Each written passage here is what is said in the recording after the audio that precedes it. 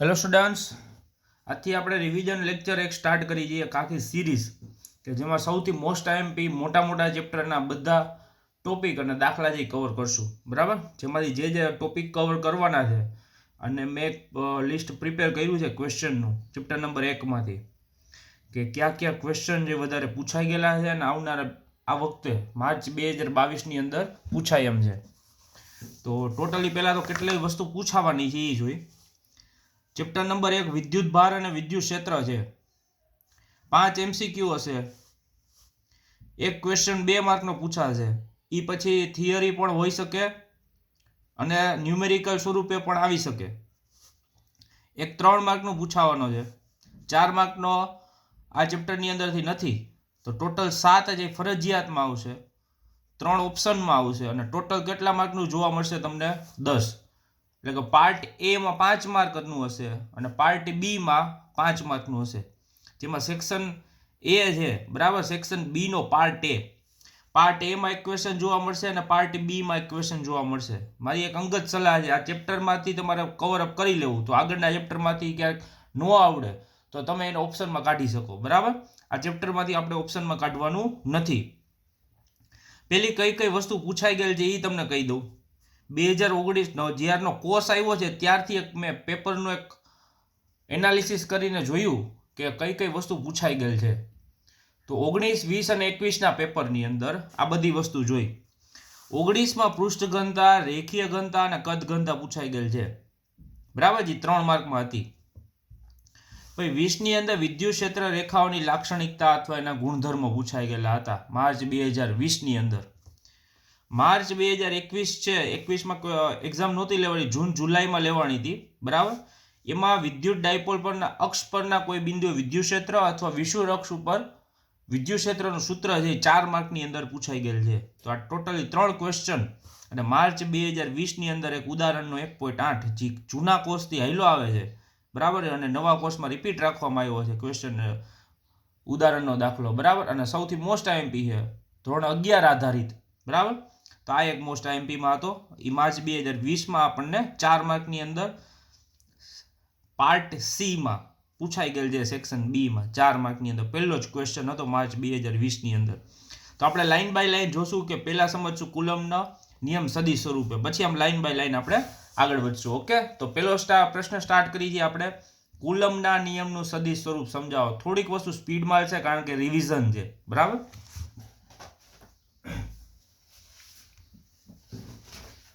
મેં અહીંયા ક્વેશ્ચન લખી લીધો છે અને આકૃતિ થોડી એવી ડ્રો કરી છે જેથી આપણે સમય ઓછો જોઈ.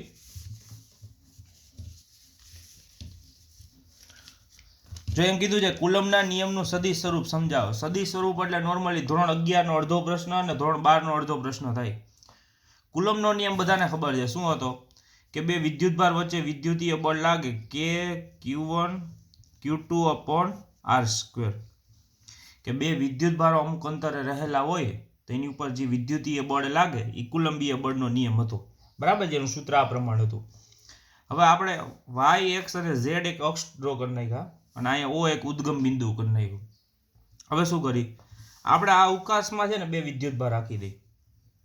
મેં અહીંયા ચાર્જ રાખી દીધો Q1 અને અહીંયા બીજો વિદ્યુતભાર રાખી દીધો Q2.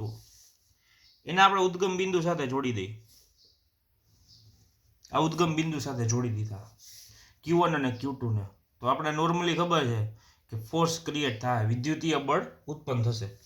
તો વિદ્યુતીય બળ છે ને, જો Q2 છે ને, વિદ્યુતીય બળ Q1 તરફ લગાડે આ રીતના, જેને કહેવાય બીજા દ્વારા પેલા ઉપર લાગતું બળ. તો લખાય આમ, બીજા દ્વારા પેલા ઉપર લાગતું બળ. એવી રીતના Q1 વિદ્યુતભાર Q2 ઉપર વિદ્યુતીય બળ લગાડે તો એને આવી રીતના લખાય, પહેલા વડે લાગતું બીજા પર વિદ્યુતીય બળ. બરાબર, આ પ્રમાણે. ઉદ્ગમ બિંદુથી Q1 નું અંતર R1, ઉદ્ગમ બિંદુથી R2 નું અંતર, Q2 નું અંતર R2 છે. બરાબર, ક્લિયર એટલી વસ્તુ. હવે આપણે જોયું કે Q1 નો સ્થાન સદિશ છે R1 અને Q1 નો સ્થાન સદિશ R1 અને Q2 નો સ્થાન સદિશ R2 સદિશ છે.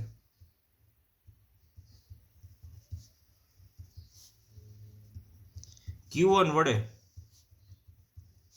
Q2 પર લાગતું બળ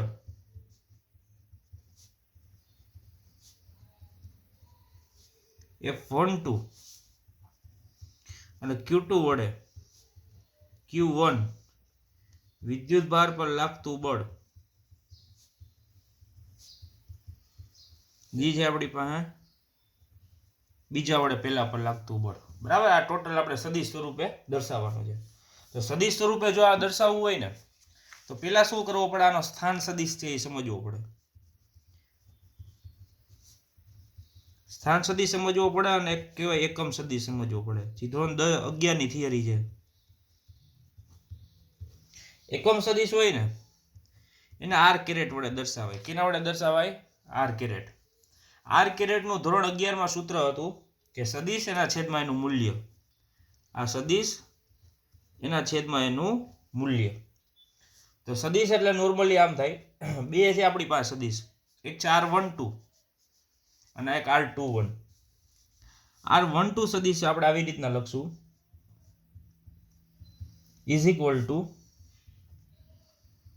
R1 સદિશ માઇનસ R2 સદિશ એના છેદમાં R1 માઇનસ R2. ધ્યાન રાખજો, આ સદિશ છે અને આ સદિશનું મૂલ્ય છે. આ ફાઇન્ડ આઉટ કરવું હોય તો R1 માઇનસ R2 કરવા પડે અને આ ફાઇન્ડ આઉટ કરવું હોય તો √x² + y² + z² કરવા પડે. બરાબર. આવો બીજો સદિશ આપણે લઈ 2 1 ઇઝ ઇક્વલ ટુ, તો આમ થાય R2 માઇનસ R1 એના છેદમાં R2 માઇનસ R1 મોડ, એટલે એનું મૂલ્ય. આ બે મળી ગયા. બરાબર. હવે નોર્મલી કરવાનું હું એકબીજા ઉપર લાગતું બળની ચર્ચા કરવાની. પેલું છે કે Q1 વિદ્યુત ભાર વડે Q2 પર લાગતું બળ F12 છે એ જોઈ કે Q1 વિદ્યુત ભાર વડે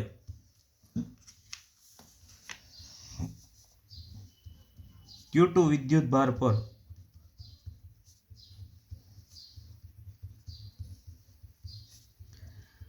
લાગતું વિદ્યુતીય બળ. તો એ છે આપણી પાસે F21.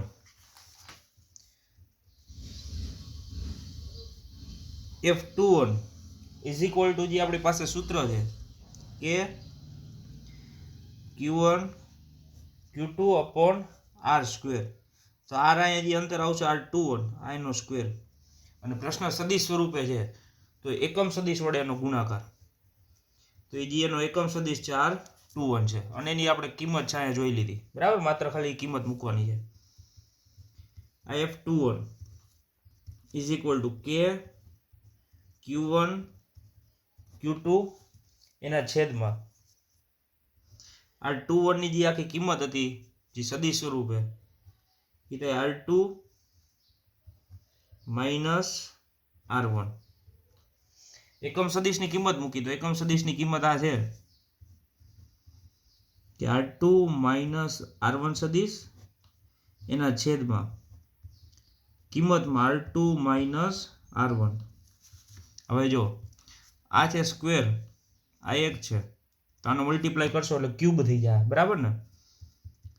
તો F21 ઇઝ ઇક્વલ ટુ, અને વ્યવસ્થિત ગોઠવી, જો R2 માઇનસ R1 છે અને આપણે ગોઠવી R1 માઇનસ R2. કેવી રીતના ગોઠવવાનું છે? R1 minus R2. તો શું કરવું પડશે? એ માઇનસ સાઇન છે એની કોમન લેવી જોઈએ. માઇનસ સાઇન કોમન લેવી હોય તો આ માઇનસ, આ K Q1 આ Q2, R1 સદિશ માઇનસ R2 સદિશ એના છેદમાં આ સ્ક્વેર અને આ એક. તો આ થઈ જાય આપણી પાસે R1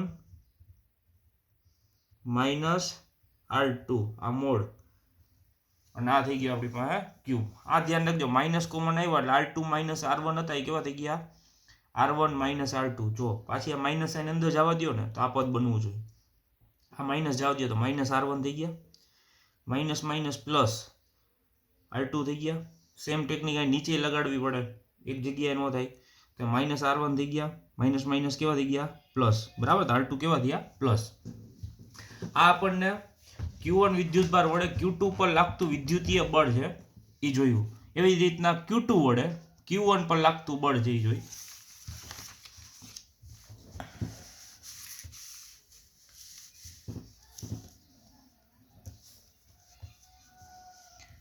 કે Q2 વિદ્યુતભાર વડે Q1 પર લાગતું વિદ્યુતીય બળ એ આવી રીતના થઈ જાય 2 1. આના માટેનું જે સૂત્ર છે Q1 Q2 એના છેદમાં R12 square into R12 caret. એટલે બધાની પહેલાની જેમ કિંમત મૂકી દઈ. આ કે Q1 Q2 આ થઈ જાય R1 માઇનસ R2 આ એનો સ્ક્વેર.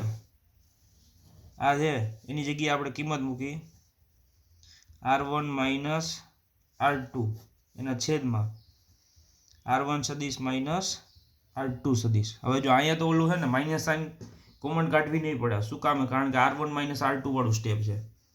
તો આખો વ્યવસ્થિત આપણે જે એરેન્જ કરતા હતા એ પ્રમાણે કરી અંશમાં Q1 કે Q1 Q2 એમનો આ સ્ક્વેર અને 1 તો થઈ જાય R1 સ્ક્વેર R1 સદીશ માઇનસ R2 સદીશ આ મોડ અને થઈ જાય R1 સદીશ માઇનસ R2 સદીશ, બરાબર.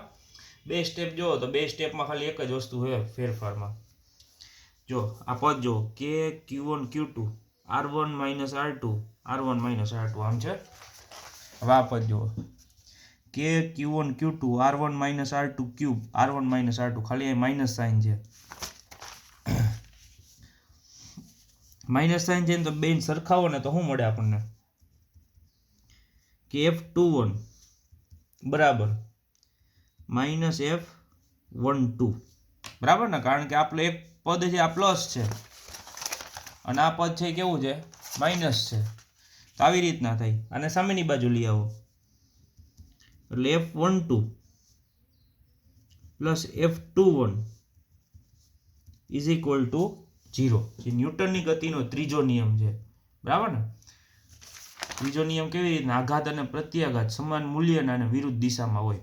કે Q2 એ લગાડેલું વિદ્યુતીય બળ Q1 પર જેટલું લાગે એના કરતાં Q1 છે એટલા જ મૂલ્યનું પણ કઈ દિશામાં લગાડતું હોય વિરુદ્ધ દિશામાં લગાડતું હોય. તો અહીંયા એ જ વસ્તુ દર્શાવે છે કે પહેલા વડે લગાડેલું બીજા પર વિદ્યુતીય બળ છે એ બીજા વડે લગાડેલા પહેલા વિદ્યુત ભાર પર લાગતા બળના મૂલ્ય જેટલું છે અને કઈ દિશામાં છે વિરુદ્ધ દિશામાં છે, બરાબર.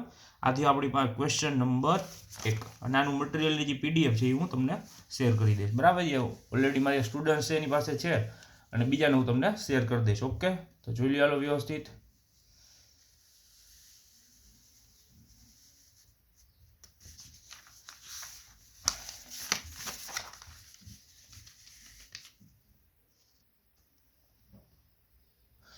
એના પછી મોસ્ટ ટાઈમ બીજો પ્રશ્ન છે કે વિદ્યુત ક્ષેત્ર રેખાઓની લાક્ષણિકતા સમજાવો. જે માર્ચ 2020 અંદર 3 માર્કની અંદર ક્વેશ્ચન પૂછાઈ ગયેલો હતો.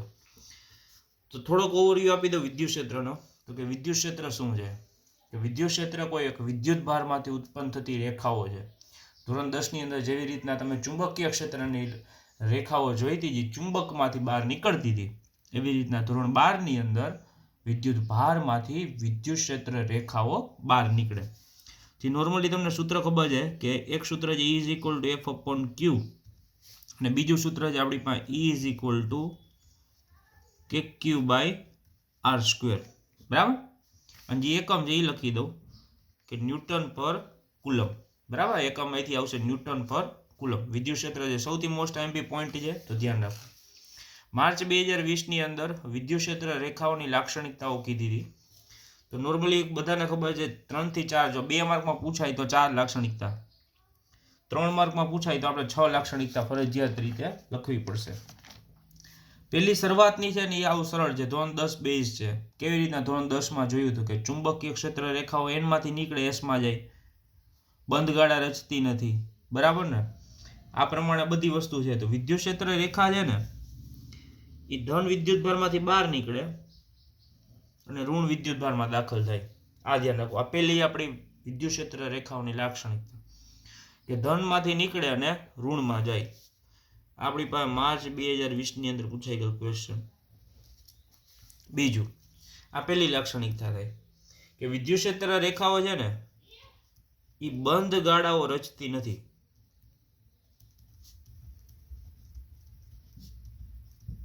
જેવી રીતના ચુંબકીય ક્ષેત્ર રેખાઓ બંધ ગાળા રચે, પણ વિદ્યુત ક્ષેત્ર રેખાઓ બંધ ગાળા રચતી નથી, કારણ કે એ આ પ્રમાણે જાતી હોય. પાછી આમ ન આવે. જો આમ આવે ને તો એ બંધ ગાળો રચી શકે, માત્ર પ્લસમાંથી ક્યાં જાય? માઇનસમાં જાય. ત્રીજી વસ્તુ કે વિદ્યુત ક્ષેત્ર રેખાઓ છે એ એકબીજાને છેદતી નથી. એનો મતલબ એકબીજાને અટતી નથી એ કોઈ જગ્યાએ. અહીંથી ગઈ હોય ને તો બીજી ક્ષેત્ર રેખા અહીંથી ગઈ હોય, ત્રીજી અહીંથી ગઈ હોય, તો ક્ષેત્ર રેખાઓ એકબીજાને ક્યાંય ટચ નથી થતી. એટલે એમ કહેવાય કે વિદ્યુત ક્ષેત્ર રેખાઓ એકબીજાને છેદતી નથી. હવે આપણે ખબર વિદ્યુત ક્ષેત્ર છે એ એક સદિશ રાશિ છે. તો સદિશ રાશિ હોય તો વિદ્યુત ક્ષેત્રની એક દિશા હોય. તો વિદ્યુત ક્ષેત્રની દિશા કઈ છે? તો વિદ્યુત ક્ષેત્ર રેખાઓની દિશા સ્પર્શકની દિશાને લંબ હોય. ક્યાં હોય? કે એની દિશા છે એ સ્પર્શકની દિશાને લંબ હોય છે. તમને એમ થાય સાહેબ આ બે દિશા કેમ? એક પ્લસ થી માઇનસ છે, એક દિશા સ્પર્શકની દિશાને લંબ છે. આ વસ્તુ શું છે? આ છે ને કોઈ પર્ટિક્યુલર પોઈન્ટ ઉપર આપણે ગોતી. ધારો કે આ છે ને તો એનો સ્પર્શક દોરી. ક્યારેક વિદ્યુત ક્ષેત્ર રેખાઓ આમ હોય તો એનો સ્પર્શક આપણે ડ્રો કરવો આમ ડ્રો કરાય, આને લંબ, બરાબર? એ રીતના એની રેખાઓ હોય. આ પ્રમાણેની દિશા બને. સ્પર્શક ક્યારેક ક્ષેત્ર રેખાઓ આમ બેન્ડ વરીને આવતી હોય, વળાંક વરીને, તો એનો સ્પર્શકથી એને 90 ડિગ્રીએ હોય, બરાબર? એ નોર્મલી કોઈ સર્કલ આપણે ડ્રો કરી, તો ધારો કે અમે સર્કલ ડ્રો કર્યું તો આનું સ્પર્શક આ ડાયરેક્શનમાં હોય, આ જગ્યાએ સ્પર્શક આ ડાયરેક્શનમાં હોય, આ જગ્યા ઉપર એનું સ્પર્શક અહીંયા હોય, અને આ જગ્યા ઉપર એનું સ્પર્શક આ જગ્યા ઉપર હોય, કોઈ સર્કલની અંદર. એવી રીતના દિશા છે, સ્પર્શકની દિશાને કેવી હોય? લંબ હોય. એટલે કે આનું લંબ છે એ આમ થાય, બરાબર ને? તો આ દિશામાં એની વિદ્યુત ક્ષેત્ર રેખાઓ હોય છે. એના પછી આપણી પાસે પાંચમો પોઈન્ટ છે. પાંચમો પોઈન્ટ થોડોક અગત્યનો હોય, ધ્યાન રાખજો કે બે વિદ્યુત ક્ષેત્ર રેખાઓનું મૂલ્ય સમાન હોય તો એ બે ક્ષેત્ર રેખાઓ એકબીજાને સમાંતર અને સમાન અંતરે હોય. નોર્મલી આમ કહું તો આ એક પહેલી ક્ષેત્ર રેખા છે E1, આ બીજી ક્ષેત્ર રેખા છે એનું વિદ્યુત ક્ષેત્ર છે E2. જો E1 અને E2 સમાન હોય, બે ક્ષેત્ર રેખાઓ છે સમાન હોય, એટલે કે વિદ્યુત ક્ષેત્ર સમાન હોય, બરાબર? તો હંમેશા એકબીજાને સમાંતર રહે. કેવી રહે? સમાંતર.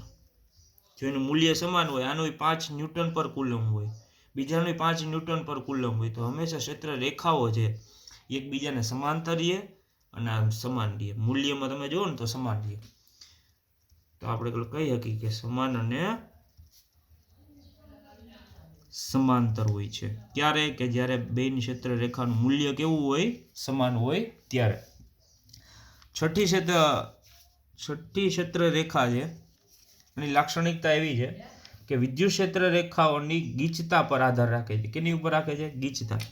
નોર્મલી એમ કહું પ્લસ ચાર્જ આ જગ્યા છે તો આમાંથી ક્ષેત્ર રેખાઓ બહાર નીકળે. જો આ પ્રમાણે વિદ્યુત ક્ષેત્ર રેખાઓ બહાર નીકળે છે, અને આ વિદ્યુત ક્ષેત્ર છે આપણે E જેટલું કહી. તો જો ગીચતા ક્યાં વધારે છે ક્ષેત્ર રેખાની? આ જગ્યા ઉપર. તો જે જગ્યા ઉપર ગીચતા વધારે હોય ને ત્યાં વિદ્યુત ક્ષેત્રનું મૂલ્ય છે ને વધારે હોય. કેવું હોય? વધારે. જે જગ્યાએ ગીચતા ઓછી છે, આ જગ્યા ઉપર જો ગીચતા ઓછી છે તો આ પોઈન્ટ ઉપર વિદ્યુત ક્ષેત્રનું મૂલ્ય છે કેવું હોય? ઓછું હોય, બરાબર? ક્લિયર? એટલો એક ધ્યાન રાખવું. અને પર્ટિક્યુલર એક P પોઈન્ટ કહી દે અને એક Q પોઈન્ટ કહી દે. આ એક આપણી છઠ્ઠી લાક્ષણિકતા છે કે જે જગ્યાએ વિદ્યુત ક્ષેત્ર રેખાઓની ગીચતા વધારે ત્યાં વિદ્યુત ક્ષેત્રનું મૂલ્ય વધારે, ગીચતા ઓછી, ત્યાં મૂલ્ય કેવું થઈ જાય? એનું ઓછું થઈ જાય. બરાબર. આ 6 લાક્ષણિકતા તમારે યાદ રાખીને એક્ઝામની અંદર જોવાની છે. એના પછી આપણે ક્વેશ્ચન નંબર 3 જે વિદ્યુત ડાયપોલ એટલે શું એ સમજી. વિદ્યુત ડાયપોલ નોર્મલી આધાર છે આગળની બધી થિયરી ઉપર છે. વ્યાખ્યા સ્વરૂપે સમજી પહેલા. વ્યાખ્યા એવી છે કે સમાન મૂલ્યના અને એકબીજાથી વિરુદ્ધ વિદ્યુત ભાર ધરાવતા વિદ્યુત ભારને પરિમિત અંતરે મુકતા બનતા તંત્રને શું કહેવાય? વિદ્યુતીય ડાયપોલ કહેવાય. કે આની બે કન્ડિશન છે વિદ્યુતીય ડાયપોલની. પેલા તો બે વિદ્યુત ભાર જેની સમાન રહેવા જોઈએ, Q1 અને Q2. બીજું એવું છે એની શરત કે જો આ 5 કુલમ નો હોય ને તો બીજો છે ને -5 કુલમ નો હોવો જોઈએ. બેનું મૂલ્ય સમાન હોવું જોઈએ અને એક ધન હોવો જોઈએ ને એક કેવો હોવો જોઈએ? ઋણ. એને તમે પરિમિત અંતરે મૂકી દો કે નિશ્ચિત અંતરે, જે નિશ્ચિત અંતર ડાયપોલનું 2a જેટલું છે, એનાથી બનતા તંત્રને કહેવાય વિદ્યુત ડાયપોલ. બરાબર. બે શરત છે. પહેલી શરત શું છે? કે બેનું મૂલ્ય સમાન હોવું જોઈએ. બીજી શરત શું છે? કે બેનું મૂલ્ય છે એમાં એક પ્લસ હોવો જોઈએ, બીજો કેવો હોવો જોઈએ? માઇનસ. તો એક પ્લસ છે ને એક કેવો છે? માઇનસ. એક મોસ્ટ આઈમ્પી વસ્તુ શું આની? કે જેવી રીતના વિદ્યુત ક્ષેત્ર રેખાઓ છે ને એ ધનથી ઋણ જાય, પણ ડાયપોલની અંદર યાદ રાખવાનું, MCQમાં પૂછાય તો, કે ડાયપોલની અંદર વિદ્યુત ક્ષેત્ર રેખાઓની દિશા છે એ માઇનસથી પ્લસ બાજુ હોય. ક્યાં હોય? માઇનસથી પ્લસ, એટલે કે ઋણ વિદ્યુત ભારથી ધન વિદ્યુત ભાર તરફ વિદ્યુત ક્ષેત્ર રેખાઓની દિશા હોય. તો કે સૂત્ર શું છે આનું? નોર્મલી સૂત્ર આવી રીતના થાય. વિદ્યુત ડાયપોલ મોમેન્ટ એને P વડે દર્શાવી શકાય અને Q × 2a. કોઈ એક જ વિદ્યુત ભાર લેવાનો, 5 કે -5 એવું ને, બેમાંથી એક જ લેવાનો થાય. 2a શું છે? બે વિદ્યુત ભાર વચ્ચેનું અંતર છે. બરાબર. આનો એકમ જોઈ તો એકમ છે વિદ્યુત ભારનો એકમ કુલમ થાય, અંતરનો એકમ શું થઈ જાય? મીટર થાય. પારિમાણિક સૂત્ર જઈ તો પારિમાણિક સૂત્ર કુલમનું થાય A1 T1 થાય અને મીટરનું કેટલું થાય? L1. બરાબર. એટલી વસ્તુ ધ્યાન રાખવાની તમારે. મેઇન જે MCQમાં યાદ રાખવાનું અને થિયરી આગળ આવશે એમાં જે યાદ રાખવાનું કે વિદ્યુત ક્ષેત્ર રેખાઓ વિદ્યુત ડાયપોલ. બરાબર. એટલું ધ્યાન રાખવાનું. બીજી વસ્તુ આમાંથી એટલું ધ્યાન રાખવાનું કે એક પ્રશ્ન થાય, સાહેબ આ 5 છે -5 છે તો ટોટલ ચાર્જ કેટલો થઈ જાય? 0. તો એક ધ્યાન રાખવાનું, વિદ્યુત ડાયપોલનો કુલ વિદ્યુત ભાર શૂન્ય થાય પરંતુ વિદ્યુત ક્ષેત્ર શૂન્ય થશે નહીં. આ વસ્તુ એક ખાસ ધ્યાન રાખવાની છે.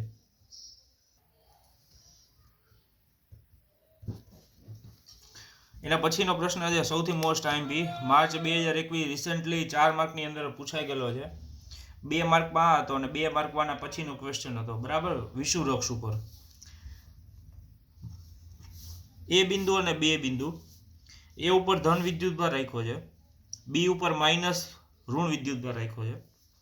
બે વચ્ચેનું જે ડાયપોલમાં આપણને અંતર ખબર છે 2a જેટલું હોય અને મધ્ય બિંદુથી ધન વિદ્યુત ભાર સુધીનું અંતર એ, મધ્ય બિંદુથી બી બિંદુ સુધીનું અંતર એ. તો a + a કેટલા થાય? 2a. જો અક્ષ ઉપર ગોતવું હશે ને એટલે આપણે શું કરશું? આ એક એક્સ અક્ષ. વિષુવવૃક્ષ અક્ષ ઉપર ગોતવું હોય છે ને એટલે આમ ગોતશું વાય અક્ષમાં. અત્યારે આપણે એક્સ અક્ષ ઉપર વિદ્યુત ક્ષેત્ર ગોતવાનું છે. જનરલી આપણે એવું કહી દઈએ કે આ પી બિંદુ છે એક, આ જગ્યા ઉપર ધન વિદ્યુત ભારનું વિદ્યુત ક્ષેત્ર અને ઋણ વિદ્યુત ભારનું વિદ્યુત ક્ષેત્ર કેટલું લાગશે પરિણામી, એ આપણે ગોતશું.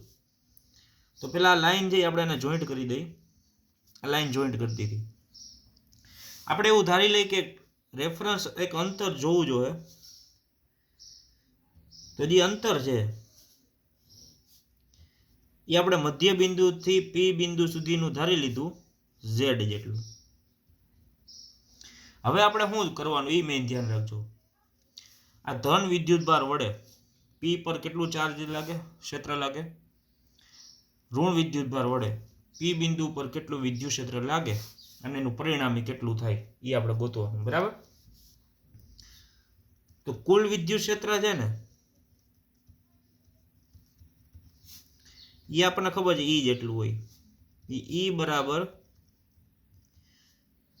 એ વડે લાગતા વિદ્યુત ક્ષેત્ર અને બી વડે લાગતા વિદ્યુત ક્ષેત્રના સરવાળા બરાબર થાય. આપણે માત્ર બધી કિંમત મૂકી સૂત્ર પ્રમાણે. વિદ્યુત ક્ષેત્રના બે સૂત્ર F/Q અને KQ/R². અહીંયા અંતર છે તો F/Q વાળું સૂત્ર ન લાગે, KQ/R² વાળું લાગે. આ K એ બિંદુ ઉપર ધન વિદ્યુત ભાર. અંતર કેટલું થઈ જાય? તમારે PA જેટલું અંતર જોઈ છે. સમજો વ્યવસ્થિત, અંતર મેઇન જોવાનું. આ PA, P થી O છે ને એટલું અંતર, નોર્મલી એટલું અંતર એ Z છે. આપણે અંતર એટલું જોઈએ છે તો તમે એટલું અંતર બાદ કરી નાખો ને AO જેટલું.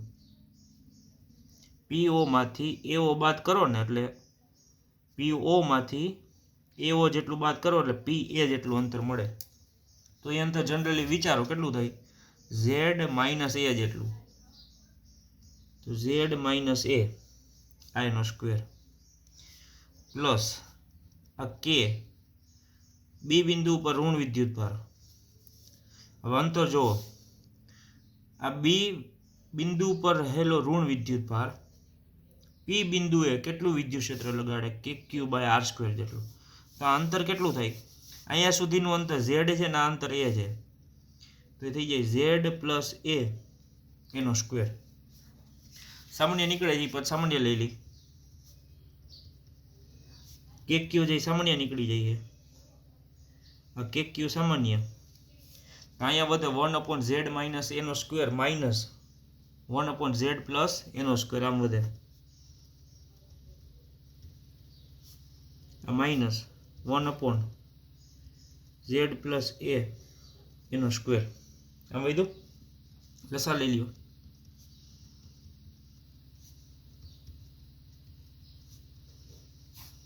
અહીંયા મલ્ટીપ્લાય થાય,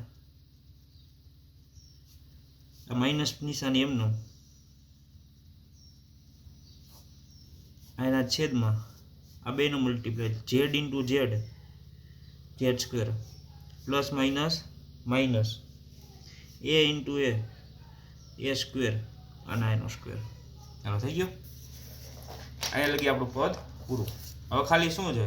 વિસ્તરણ કરવાનું છે. આનું વિસ્તરણ કયા સ્વરૂપે થાય? A પ્લસ બી. આનું વિસ્તરણ કયા સ્વરૂપે થાય? A માઇનસ બી સ્વરૂપે થાય. થોડીક જગ્યા જોઈએ એટલે થોડુંક દૂરથી લખું છું. KQ એટલે આનું વિસ્તરણ થાય A² પ્લસ B². તો આ તમારો A થયો, આ તમારો B થયો. બરાબર. હાલો, પેલા થઈ ગયા A² plus B² plus 2AB. બરાબર. આ એનું વિસ્તરણ પૂરું. નોર્મલી મેથેમેટિકલનો સાચો વે એવો છે A² plus 2AB plus B². છોકરાઓને યાદ રહે એટલા માટે હું આ વેથી અત્યારે કેલ્ક્યુલેટ કરું છું. બરાબર. આ માઇનસ સાઇન એમને. હવે આ થઈ ગયો પાછો A અને આ થઈ જાય B. આપણી પાસે સૂત્ર છે A² plus B² minus 2AB. A² plus B² minus 2AB. આ બ્રેકેટ પૂરો. અહીં છેદમાં Z² માઇનસ A² એનો square. E is equal to KQ. હવે જો ખાલી કરવાનું શું છે? આ માઇનસ સાઇન અંદર દઈ દેવાની છે તો પ્લસ માઇનસ માઇનસ થઈ જાય. બરાબર ને? તો પ્લસ Z² અને માઇનસ Z² કેન્સલ થઈ જાય. આ A² અને A² કેન્સલ થઈ જાય કારણ કે આ પ્લસ છે અને આ પ્લસ માઇનસ માઇનસ થઈને આ કેન્સલ થઈ જાય. આ માઇનસ માઇનસ પ્લસ થાય તો 2Z 2Z 4Z થાય. બરાબર. હવે એક અંતર જો આ Z અને A. Z આ અંતર છે અને A એટલું અંતર છે. તો મોટું અંતર કયું છે? Z. તો આપણે એવું લખી શકીએ કે અહીં Z is greater than or greater than A. તો A છે એ Z ની સાપેક્ષે કેટલા લઈએ આપણે? 0. તો શું આવશે? Z ની 4 ઘાત. આ 2 ઘાત અને આ 2 ઘાત. તો કેટલી ઘાત? 4. એક વાર કેન્સલ કરી દઈએ તો કેટલી વાર વધે? 3 વાર વધશે. E ઇઝ ઇક્વલ ટુ, હવે આ 4 છે, ડાયપોલ બનાવો ને, ડાયપોલનો પ્રશ્ન છે, ડાયપોલ બનાવવો પડે આપણે. તો ડાયપોલ ક્યાંથી બને? Q ઇન્ટુ 2A, Q તો આવી ગયા, હાલો બરાબર. હવે આ 4 છે ને એને 2 ભાગ પડી દઈ, આ 2 ઇન્ટુ 2 બરાબર. આ K અને A એના છેદમાં ZQ, સાવ નોર્મલી 2 ને આગળ લઈ લ્યો. K P એટલે શું થઈ જાય? Q ઇન્ટુ 2A, આ 2 આવી ગયા, આ A આવી ગયા અને Q આ, એના બરાબર ડાયપોલ એના છેદમાં ZQ, અથવા તમે લખી શકો RQ અંતરમાં. આ મળ્યું આપણને ડાયપોલના અક્ષ ઉપર વિદ્યુત ક્ષેત્રનું મૂલ્ય 2kP અપોન RQ, બરાબર. જોયું વ્યવસ્થિત. 2 માર્કની અંદર પૂછવાનો તો માર્ચ 2021માં આ વખતે પૂર્ણ શક્યતા છે આની પૂછાવાની. મટીરિયલની અંદર તમને આપી દીધેલું છે આ બધું, શાંતિથી જોઈ લો સ્ટેપમાં. કોઈ પણ જગ્યાએ તમને તકલીફ પડે તો સ્લો કરીને સ્ટોપ કરીને સમજી લેવું, અથવા કોમેન્ટ બોક્સમાં કહેવું.